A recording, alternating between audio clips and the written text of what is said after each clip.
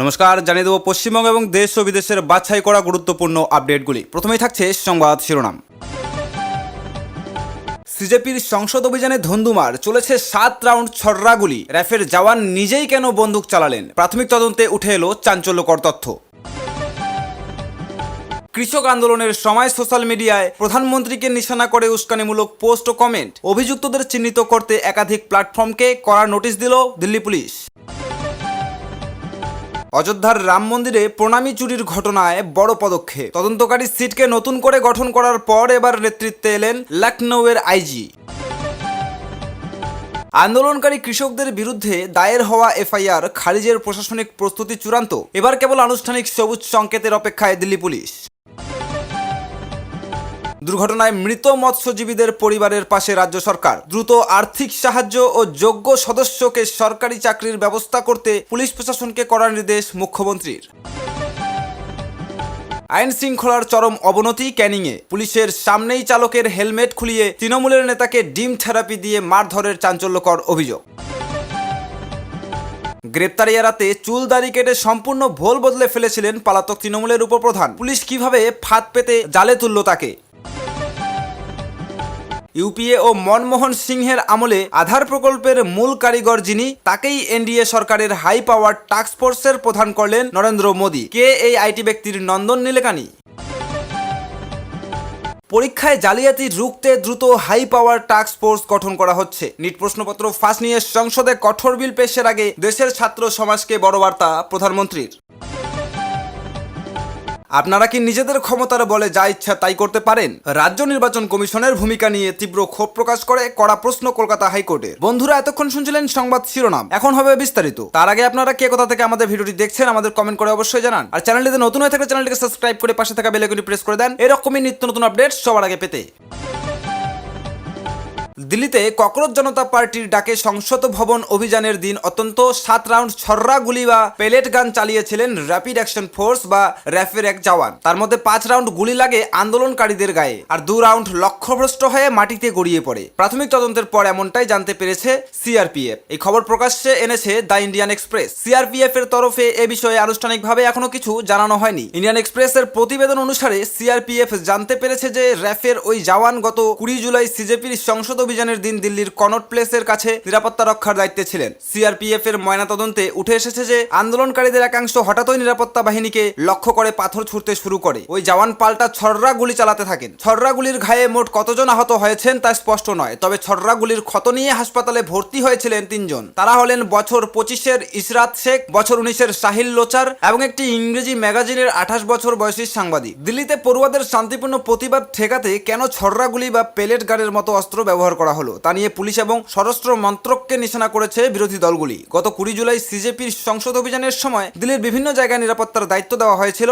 CRPF এর আওতাধীন র্যাবকে। তাদের বিরুদ্ধেই ছররা গুলি চালানোর অভিযোগ ওঠে। তবে ইন্ডিয়ান এক্সপ্রেসের প্রতিবেদনে র্যাফের যে সূত্রকে উদ্ধৃত করা হয়েছে সেখানে ইঙ্গিত দেওয়া হয়েছে যে একজন জওয়ান প্রতিবাদীদের ঠেকাতে ছররা গুলি ব্যবহার করেছিলেন। এই প্রসঙ্গে সিআরপিএফ এর ডিজি জ্ঞানেন্দ্র প্রতাপ সিংহ বলেন, প্রতিবাদ আন্দোলন থেমেছে, যারা জমায়েত করেছিলেন তারা চলে গিয়েছেন। আমরা পেশাদারিত্বের খাতিরেই পুরো বিষয় খতিয়ে দেখছি, যেমন আমরা ভবিষ্যতে আরো কি করতে পারি। আমাদের সদর দপ্তরের তরফে কি বলা হচ্ছে সেটা আপনাদের পরে জানাতে পারবো। এর আগে র্যাফের আইজি সীমা ধুন্দিয়ার পর্যবেক্ষণ উদ্ধৃত করে ইন্ডিয়ান এক্সপ্রেস জানিয়েছিল, আন্দোলনকারীদের ঠেকাতে বল প্রয়োগের ক্ষেত্রে বাহিনীর মধ্যে কোনো সামঞ্জস্য ছিল না। তাদের প্রতিবেদনে বলা হয়, নিজেদের নিয়ন্ত্রণাধীন র্যাব সদস্যের সম্ভাব্য ভূমিকা সম্পর্কে অবহিত করেনি সংশ্লিষ্ট আধিকারিকেরা। অভ্যন্তরীণ বৈঠকে বিষয়টি নিয়ে ক্ষোভ প্রকাশ করেন র্যাফের আইজি। তাছাড়া দিল্লির কোথায় কত বাহিনী মোতায়েন করা হচ্ছে সেই বিষয়ে আঞ্চলিক সদর দপ্তরকে কিছু জানানো হয়নি বলে বৈঠকে জানান তিনি। অভ্যন্তরীণ বৈঠকে র্যাফের আইজি জানান, পরবর্তী নির্দেশ না আসা পর্যন্ত দিল্লির বর্তমান পরিস্থিতিতে বাহিনীর কোনো সদস্য পেলেট গান, বৈদ্যুতিক শক দেওয়ার অস্ত্র ব্যবহার করতে পারবেন না। বাহিনীর অনেক সদস্যের মাথায় হেলমেট এবং প্রয়োজনীয় সুরক্ষা কবচ না দেখে উষ্মা প্রকাশ করেন তিনি।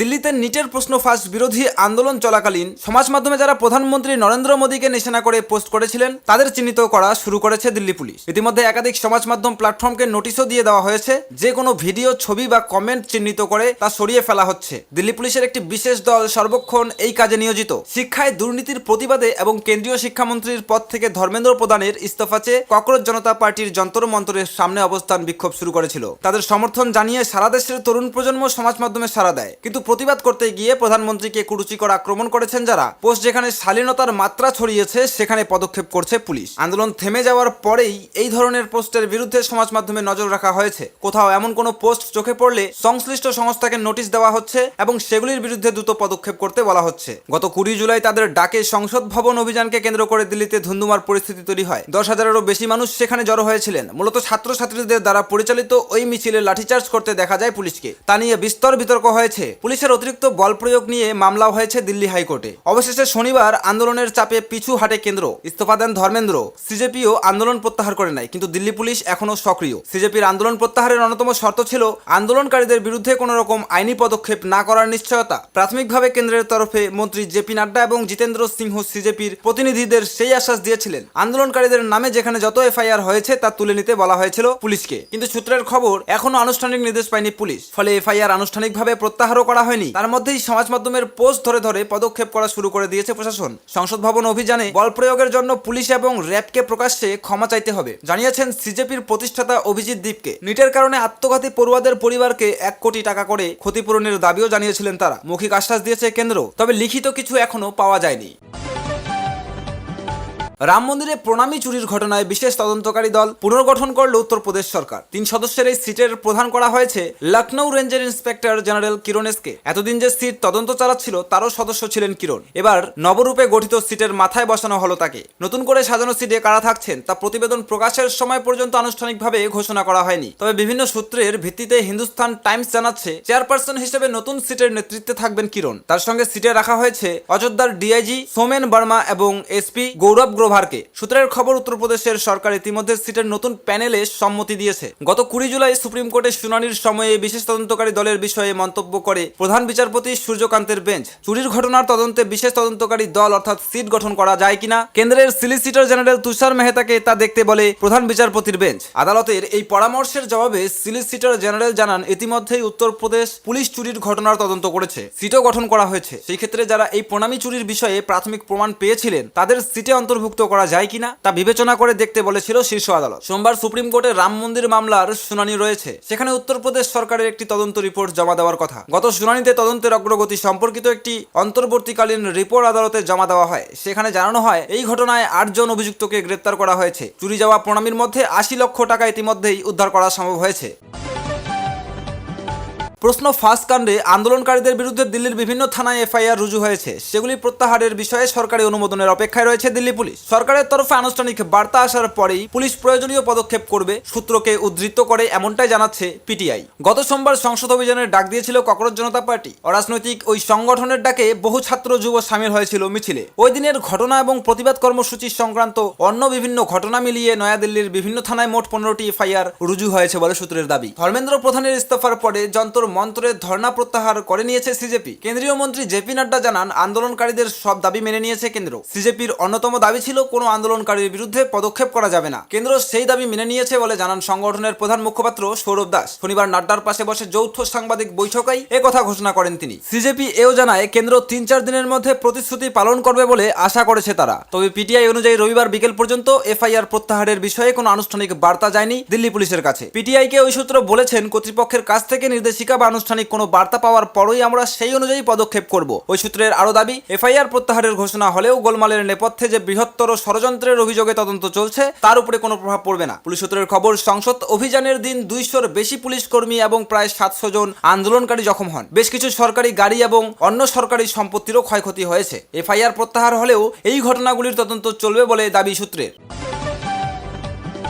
বঙ্গোপসাগরে ট্রলার উল্টে মৃত মৎস্যজীবীদের পরিবারের পাশে রাজ্য সরকার। রবিবার পূর্ব মেদিনীপুরের রামনগরের মৃত মৎস্যজীবীদের পরিবারের হাতে আর্থিক সাহায্য তুলে দিলেন মুখ্যমন্ত্রী শুভেন্দু অধিকারী। শুধু আর্থিক সাহায্য নয়, মৃত মৎস্যজীবীদের পরিবারগুলিকে যোগ্যতা অনুযায়ী হোমগার্ড, সিভিক ভলেন্টিয়ারের চাকরি দিতে উদ্যোগী হতেও পুলিশকে নির্দেশ দিলেন মুখ্যমন্ত্রী। দীঘায় স্থায়ী বিপর্যয় মোকাবিলা দল তৈরিরও নির্দেশ দিলেন। বঙ্গোপসাগরের ট্রলার উল্টে মৃতদের মধ্যে পড়শি রাজ্য উড়িষ্যারও 3 মৎস্যজীবী রয়েছেন। তাদের পরিবারগুলিকেও আর্থিক সহায়তা করবে রাজ্য। তবে তাদের পরিবারগুলিকে চাকরি দেওয়া সম্ভব নয় বলে এদিন জানালেন মুখ্যমন্ত্রী। কয়েকদিন আগে বঙ্গোপসাগরে ট্রলার উল্টে বেশ কয়েকজন মৎস্যজীবীর মৃত্যু হয়। রামনগরের মৃত মৎস্যজীবীদের পরিবারগুলিকে আর্থিক সাহায্য করার জন্য এদিন রামনগর এক ব্লকে আসেন মুখ্যমন্ত্রী শুভেন্দু অধিকারী। উপস্থিত ছিলেন রাজ্যের সেচ মন্ত্রী অরূপ দাস, বিধায়ক চন্দ্রশেখর মণ্ডল, জেলা শাসক, জেলা পুলিশ সুপার, মৎস্য দপ্তরের আধিকারিক সহ বিশিষ্টজনরা। এদিন ক্ষতিগ্রস্ত 9 মৎস্যজীবীর পরিবারের হাতে রাজ্য সরকারের তরফে 5 লক্ষ টাকার চেক তুলে দেন মুখ্যমন্ত্রী। এছাড়াও পরিবারের একজনকে যোগ্যতা অনুযায়ী সিভিক কিংবা হোমগার্ডের চাকরি দেওয়ার নির্দেশও দেন তিনি। মৃত মৎস্যজীবীদের পরিবারগুলিকে আর্থিক সাহায্য নিয়ে শুভেন্দু বলেন, মৃত্যুর ক্ষতিপূরণ অর্থ দিয়ে হয় না, কিন্তু ক্ষতিগ্রস্ত পরিবারের পাশে দাঁড়ানো রাজ্য সরকারের দায়িত্ব।